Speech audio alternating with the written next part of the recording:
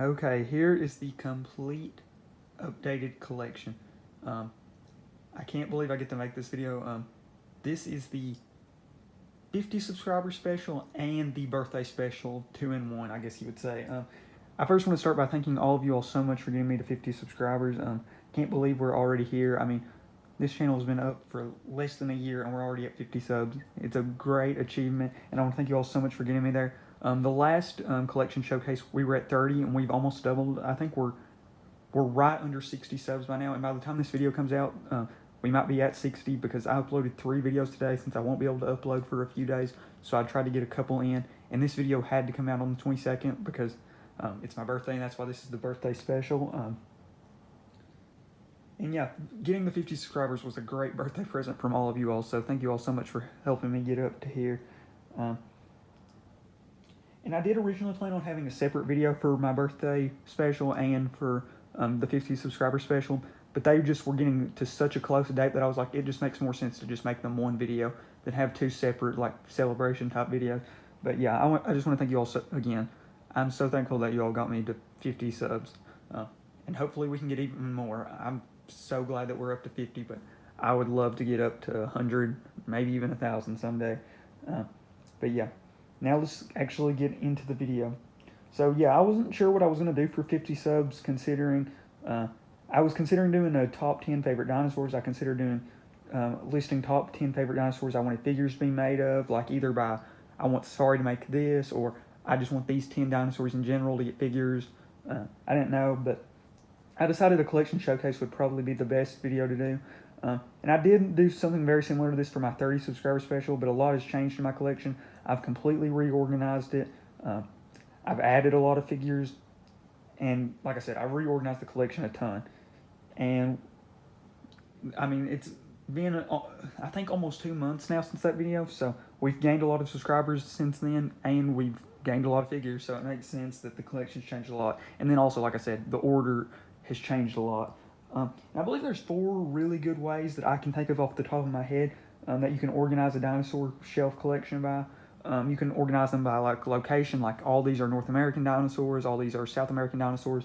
You can also organize them by time period, like these are you could do like this is the Triassic, this is the Jurassic, this is the Cretaceous, this is the age after dinosaurs with mammals, and you could do like the age before dinosaurs, something like that. Or you could do relation, which is what I've done, where all the dinosaurs are organized by how closely related they are. And I say dinosaurs, but it's really prehistoric animals. Like I have some prehistoric mammals and some marine reptiles and stuff, and some pterosaurs. And one other way, I might have mentioned this one already, but just in case I didn't, is by brand. So like you could have all your Safari figures in one spot, all your Carnegie figures, all your Papo figures, something like that. But I think the last video I did it by brand, but this video is by relation. I think that, for me, being a classification nerd, I think it works the best for me. I just like having all my figures, all the Tyrannosaurs being close to each other, and like that. I think it looks really good together as well. So now we're going to break down each individual shelf. Okay, so starting on the bottom, we have a few groups. We have all my sauropods, all my Stegosaurs and Ankylosaurs. We also have all of my Archosaurs, and Archosaurs are the group of reptiles that are closely related to dinosaurs and include dinosaurs, but don't include all reptiles. So it includes pterosaurs and crocodilians. I also have Tanystropheus back there. I just didn't really know where to put him, I'll be honest. He kind of works though, because the crocodilians and stuff, and then having the long neck like the sauropods, so I guess he just kind of fits in well. But yeah, so we have like sauropods like Saltosaurus, Brachiosaurus, Amargasaurus, Apatosaurus, Camarasaurus, Brachiosaurus. I think that's it for the sauropods. I really want to add an Argentinosaurus. Argentinosaurus is probably my favorite sauropod that I don't have a figure of. And I do have some like 2 figured Diplodocus, but not one big Diplodocus, so I definitely need to get a big Diplodocus for the collection as well. Then in the Stegosaurs, we've got like Kentrosaurus, Dacentris, Stegosaurus itself. I think that's it really for the Stegosaurs I have in the collection. I probably need to add some more. I would like to get like I would love to get the Carnegie Collection Mirror Guy, but it's a very expensive and hard to find figure. And then we have the Ankylosaurs, mainly Ankylosaurs. I think one of these two I'm pretty sure is Sitchania. Yeah, this one actually is Sitchania. Schleich really likes Sitchania for some reason, which I'm fine with because Sitchania is the dinosaur in Dinosaur King that I really like. And then we have the two Deinosuchus. There's a third Deinosuchus I have that's in a little bit worse shape, but I'll go over that later. And then we have the Pterosaurs. We have Pteranodon, Quetzalcoatlus, and this, I believe, it's either Angora or Ornithochirus Angora. It looks kind of similar to Ornithochirus. So now we're going to move up to the next level, which is half of my theropods. Okay, so this is the first half of my theropods. So this is all the theropods that are more closely related to birds, starting with the Tyrannosaurs.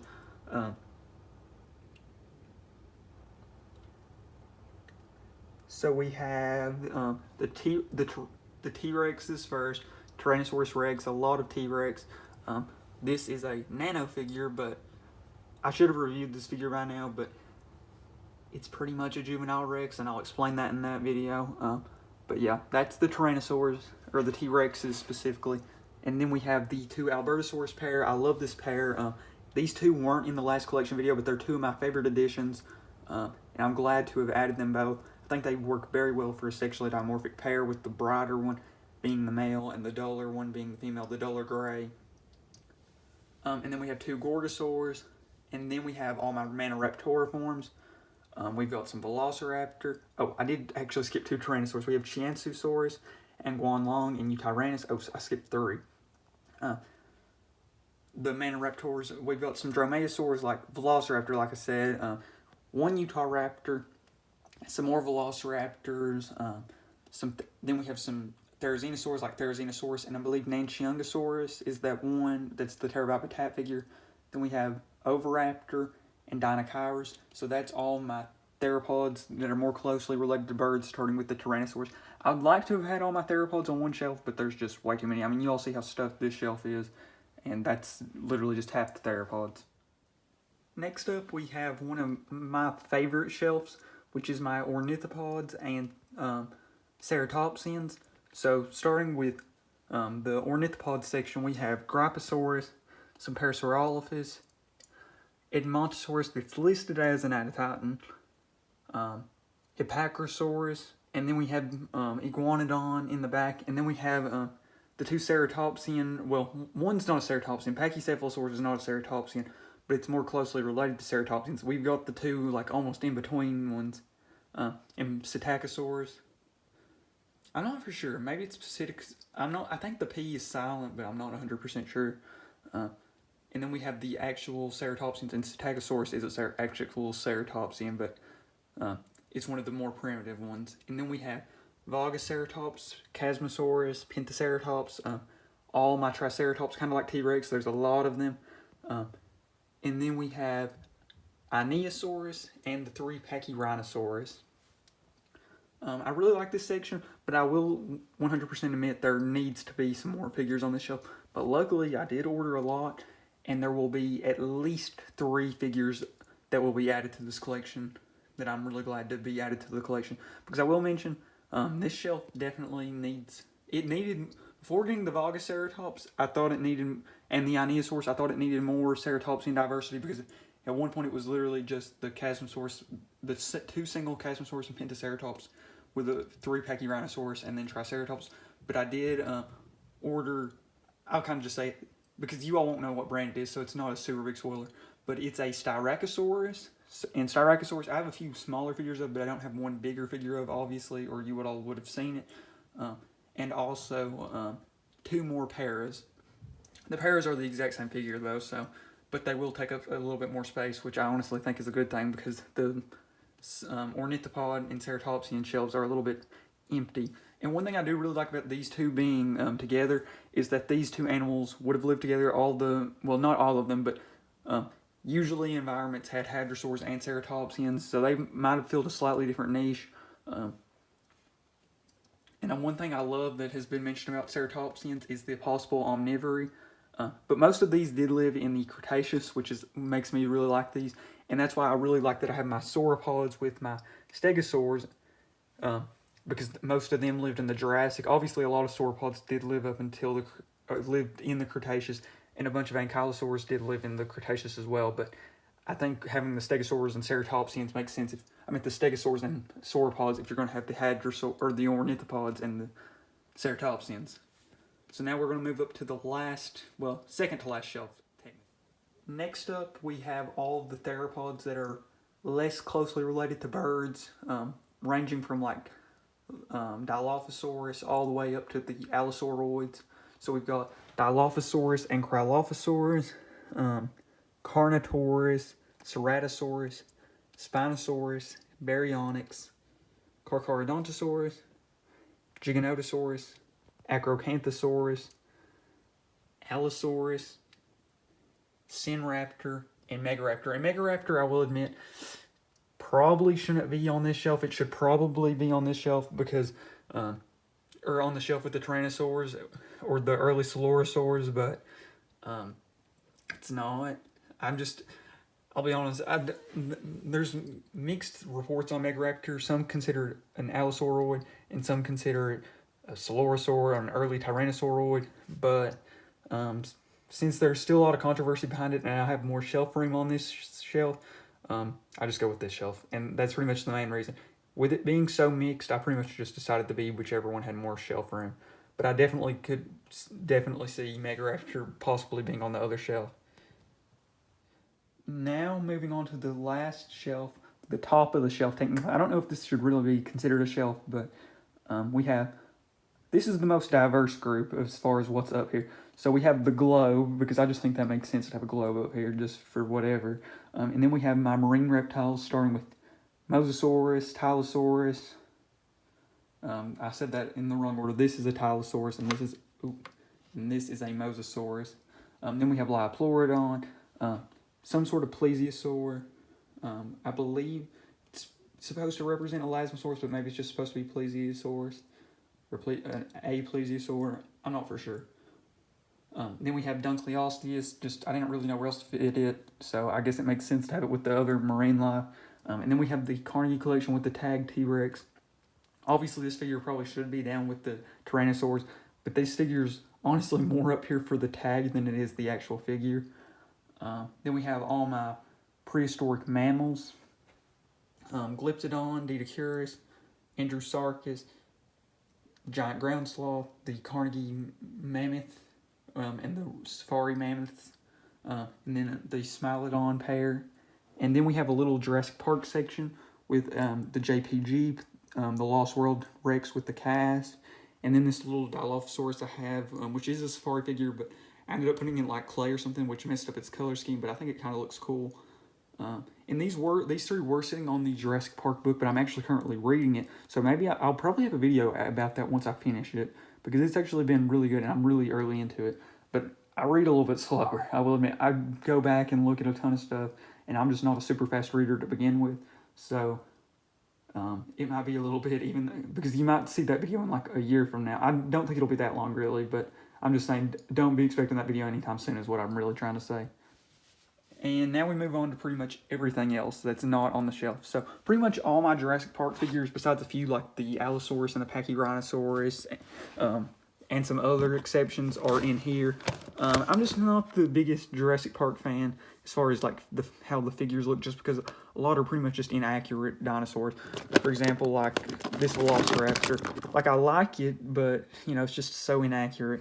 And I mean, I say that, and then some of the Safari figures I have are Velociraptor that have the wrong wrist and aren't feathered. Specifically talking about this one. But I don't know. The Jurassic Park figures just aren't as much my cup of tea, and that's why in the Jurassic World series, really all I've been collecting is the minis. And that's a bag of complete minis, and this is all minis wave 2, which you might have actually seen that video. And there's like the bag of like the guns and people that go with the movies. I probably should not have said guns.